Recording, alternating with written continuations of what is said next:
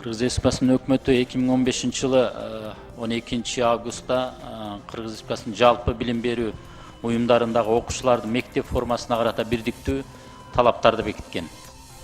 Ал талаптарда баш кийимге карата чектөөлөр жок. Азыр мен айтайын деген маселе мага да буга чейин да интернет булактарында жүрдү эле. Кечээ күнү адресин сыр бойдон сактап суранышып кайрылышты.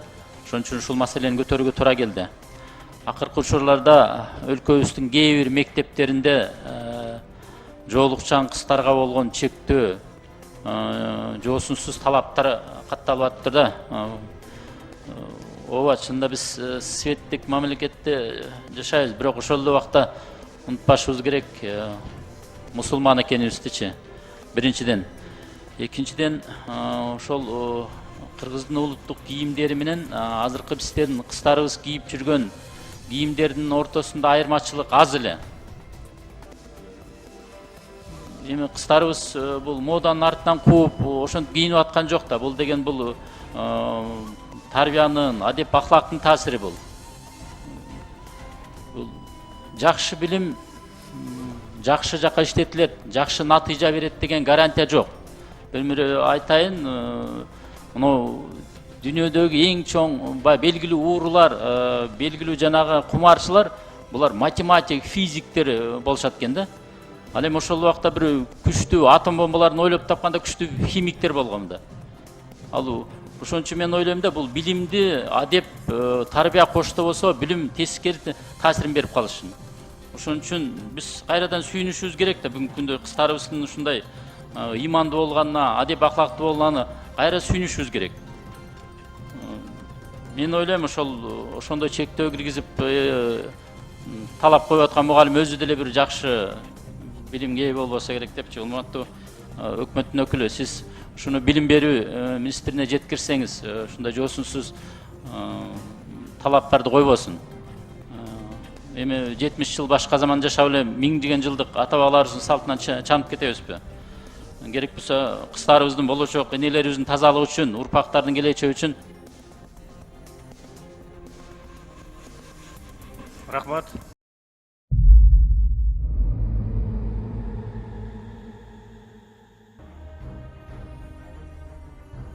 Бисмиллахир-рахманир-рахим. Алла Таалага чексиз мактоолор болсун. Жанакыркы пайгамбарыбыз Мухаммад Мустафа саллаллаху алейхи ва салламга Алланын саламы жана салаваттары болсун. Ассаламу алейкум, урматтуу мусулман бердогандар. Өзүңүздөргө белгилүү болгондой, мектепке жоолук менен келүү бир топ жылдардан бери мыйзамды билбеген педагогдордун айынан чоң көйгөй болуп келүүдө. Чынында кыздарыбыз жоолук менен мектепке келүүсүндө мыйзамда эч кандай тоскоолдук жок. Мына ушул көйгөй бул жылы да катталып, өзүңүздөр күбө болгондой, бир нече айдан бери акыры түгөнбөй уланып келүүдө. Буга Базар Коргон районундагы дээрлик бардык мектептердеги жоолукчан кыздарга мугалимдер тарабынан болгон кысымдар тууралуу окуялар жаркын мисал боло алат. Биз ал окуялар тууралуу жетишерлүү маалымат топтоп, жоолукка каршы болгон мектеп мугалимдер жана директорлордун үстүнөн арыз менен прокуратурага кайрылганбыз. Жана ошол эле райондун билим берүү бөлүмүнүн жетекчисинин элди тоготпой, кыйкырып-бакырып пашолна деп сөккөн сөздөрү үчүн да арыз жазганбыз.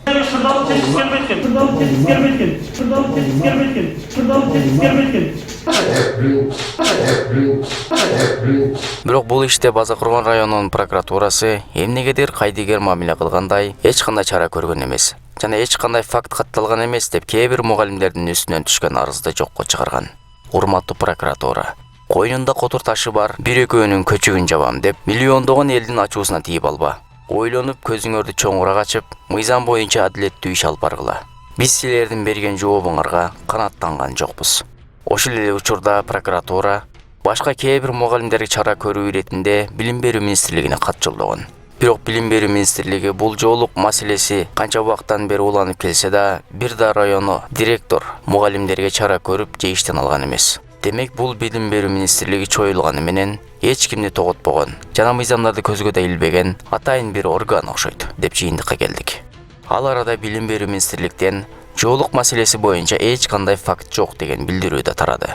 Бир дагы педагог жоолук салынган үчүн бир дагы кыз баланы мектепке келбейсиң, билим албайсың деген бизде факт жок. Бул балдар азыр кичинекей, өздөрү чечим чыгара албайт. Бул ата эне сиздердин чечимиңиздер. Ошон үчүн биз балдардын укугун коргойбуз дейбиз дагы түшүндүрүү иштерин жүргүзөбүз. Анткени кичинекей кыздардын укугун биз коргошубуз керек. Балдардын балалыгын уурдап, жаш эле оронтуп коюшат. Алар өз алдынча ойлоно элек. Аларды өз оюна коюш керек. 17-ге чыксын, анан укук берилет. Ошондо кенен оронот деген мазмундагы сөздөрдү бул эжекебиз жана дагы Кудайдан жөө качкан кээ бир илими тайгы адамдар айтышат. Анткени кичинекей кыздардын укугун биз коргошубуз керек. Ушундай эле балдардын укугун коргоочу экенсиңер. Анда эмнеге 7 жаштан баштап ар бир бала окууга милдеттүү дейсиңер? Эмнеге алардын балалыгын уурдап, мажбур түрдө окутасыңар? Алар азыр оюнга тойбой турган убагы. Эмнеге ойногонго мүмкүнчүлүк бербейсиңер? Алар саат 10-11-ге чейин уктагысы келет. Мектепке бармак түгүл, таңкы суукта сыртка чыгып зароо шаткандан зээриккен убакытта эмнеге аларды таң заардан тургузуп мектепке баруусуна мажбурлообуз керек? Эмнеге 18-ге чыксын, анан өзү чечсин, окуусу келеби, же келбейби деп сурабайсыңар? Эмнеге алардын укугун тебелейсиңер? Ушундай эле балдардын укугун коргоочу экенсиңер, эмнеге мектепке ак көйнөк, кара шим кийип келүүгө мажбурлайсыңар? Кана балдардын укугу? Эмнеге майка турсага көнүп калган жаш балдарыбызды ошол бойдон мектепке баруусуна тоскоолдук кыласыңар? Кээ бир балдар кийим да кийгиси келбейт. Эмнеге жалаңач бойдон мектепке барса болбойт? Эмнеге алардын укугун тебелейсиңер? Ушундай эле балдардын укугун коргоочу экенсиңер, эмнеге 15-16 жаштан эрге тийгенге мүмкүнчүлүк бербейсиңер? Алар эрте эле бирөөсү катын алгысы, бирөөсү эрге тийгиси келип, көздөрү кызарып турган убагы го. Ошол жашта тууп койгондор канча? Эмнеге алардын укугун тебелейсиңер? Ушундай эле балдардын укугун коргоочу экенсиңер, эмнеге жоолукту өз эрки менен салынган кыздарга каршы чыгып, аларга кысым көрсөтөсүңөр? Эмнеге кээ бир динден алыс болгон ата энеси жоолукка каршы болсо, алар менен дос болуп аласыңар да кыздын жоолугун чечтирүүгө аракет кыласыңар? Кана кыздардын жеке жарандык укугу? Демек силер мажбурлайсыңар. Кыргыз Республикасынын Конституциясында адам укуктары жана эркиндиктери ажырагыс. Алар ар бир адамга төрөлгөндөн эле таандык деп айтылынат. Анткени кичинекей кыздардын укугун биз коргошубуз керек. Демек өзүңдүн сөзүң өзүңө каршы келип жатабы? Андай элдин көзүнчө укук коргогуч болуп көрүнбө. Сен укук коргоочу эмессиң. Жалтаңдап күлүп, жакшы сүйлөмүш болуп олтуруп, укукту тебелейсиң. А биз жаштайынан балдарыбызды имандуулукка, кыздарыбызды жоолукка, адептүүлүккө үйрөтөбүз. Бул укук бузуу эмес, балким укугун берүү. Себеби имансыз, адепсиз балдардын келечеги жок. Жана мамлекетке булар чоң зыян жеткизет. Эми сөз деп эле лалактап ар нерсени сүйлөй бербегиле. Бир дагы педагог жоолук салынган үчүн бир дагы кыз баланы мектепке келбейсиң, билим албайсың деген бизде факт жок. Бүгүнкү күндө факт жок деген сөз кулагы укпаган, көзү көрбөгөн адамды айтуудан уяла турган сөз болуп калды. Себеби биз интернетти жоолукчан кыздарды кордогон факттар менен толтуруп салган элек. Бирок булар факт жок деп айта беришет экен. Ошентип билим берүү министрлигине өзүбүз барып, факттарды көзүнө көргөзүп, кордук көргөн жана жоолугуу үчүн мектептен айдалган кээ бир кыздар боюнча жүзмө-жүз сүйлөшүүнү чечтик. Жана 3 февраль күнү түз эле билим берүү министрлигинин мектепке чейинки, мектептеги жана мектептен тышкаркы билим берүү башкармалыгынын жетектөөчү адиси Кылым Сыдык Назаровага кирип бардык. Өзүбүздү тааныштырып, кийин эмне себептен биздин арызыбызга жооп бербей жатасыздар деп максат коюттук. Жок, сиздин ар бир арызыңызга жооп берип жатабыз. Бизде баары архивде сакталуу деп актанганга аракет кылды. Бирок архивден издеттиргенибизде илгери бир убакта жиберген бир жообунан башка эч кандай жооп чыкпады. Тактап айтканда, азыркы учурдагы болуп жаткан чуулган окуяларга көңүл да бурулган эмес. Кийин мектепке жоолук салынып келсе болобу деген суроого жооп берип жатып, мен динден алысмын деп айтты. Эми ойлонуп көрүңүз. Динден алыс болгон адам кантип тиң кармангандардын укугун коргой алат? Буга чейин да бул катын жоолук жана хиджабты мектепке кийип келүүгө тыюу салынат деп билим берүү министрлигинин көз карашын ачык эле айтып чыккан. Кийин бул катындан түңүлүп, жоолук маселеси боюнча бизде факт жок деген билим берүү жана илим министрлигинин орун басары Надира Жусупбекованын бөлмөсүнө кирип бардык. Өзүбүздү тааныштырбасак да бизди таанып калган окшойт. Жылуу кабыл алып, бөлмөсүнүн төрүнөн орун берип, жакшы тосуп алды. Биз ошол эле арыздар боюнча суроону бердик. Ал эже Кылым Жалалбековна мага баардык каттарга жооп берип жатам деп айтты эле го деп катынды чакырды. Ал катын келди. Шефинин көзүнчө актанып, экөөбүз сүйлөшпөдүк беле деп Бакиров менен кудум мурдатан сүйлөшүп, кат алмашып, кат беришип жүргөндөй түрүн көрсөттү. Жана көптөгөн шылтоолорду айтты. А бирок ал актанганы суу кечпеди. Жана өзүнүн ишине шалаакылык менен мамиле кылганын моюндадыбы, айтор унчукпай олтуруп калды. Кыскасы эч кандай каттарыбызга жооп берген эместиги анык болду. Кийин Надира Жусупбековага сиз парламентте жоолук маселеси боюнча эч кандай факт жок дептирсиз. Кандай факт жок? Биз маалыматтарды ачык эле мына факт деп чыгарып койдук го. Анан факт жок дегениңизге таң калып отурабыз. Десек, булардын көзүнө ал факт эмес экен. Бизге берилген жооп силерди таң калтырат. Ооба, факт жок. Болсо алып келгиле, көрөбүз деди. Булар бирөө жарым эжекенин кысымынан өзүнө өзү кол салганын, өз көзү менен көрүп күбө болмоюнча, же окуудан делосун алып кетип жатканын карап турмайынча, эч нерсеге ишенишпейт окшойт. Ошентип көп факттарды айтсак да, көгөрүп жок деп туруп алды. Кийин мектептен жолугуу үчүн айдалган бир кыз менен сүйлөштүрдүк. Андан башка мектептерден жолугуу үчүн айдалгандар толтура. Ошентип ал кыз болгонун болгондой кылып, окуудан айдалып азыркы учурда башка мектепте окуусун улантып жатканын айтып берди. Кийин Надира эже директор жана мугалимдердин атынан ал кыздан кечирим сурады.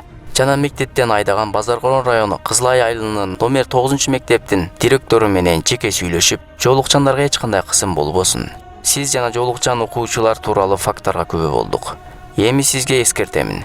Эгерде кимде ким жоолугу менен келеби, же жоолугу жок келеби, кандай күн болгондо да мектепке киргизбей коюуга силердин эч кандай акыңар жок. Эгер тиги кыз 9 мектепке келип окуйм десе, эч кандай каршылыксыз кабыл алыңыз. Жана жоолукчандарга эч кандай кысым көрсөтүлбөсүн. Сиз менен дагы маселени териштиребиз. Ушул бойдон калбайсыз. Сиз районго түшүндүрмө катыңызды жазып бериңиз деди. Жана бизге мына факттар бар экен го деди. Биз эми парламентке барганыңызда факт жок дебестен бар экен деп айтыңыз десек күлөт. Баса, районолор, директорлор жана мугалимдер силерге Надира Жусупбекованын ушул сөзүн жеткизип коюуну туура көрүп турабыз. Ал киши мындай деп айтты. Эгерде кайсы бир районо тарабынан же директор мугалим тарабынан жоолукчандарга кандайдыр бир кысым болсо, же окууга киргизбесе, лично менин ушул WhatsApp номериме кайрылгыла. Мен алар менен өзүм сүйлөшөмүн.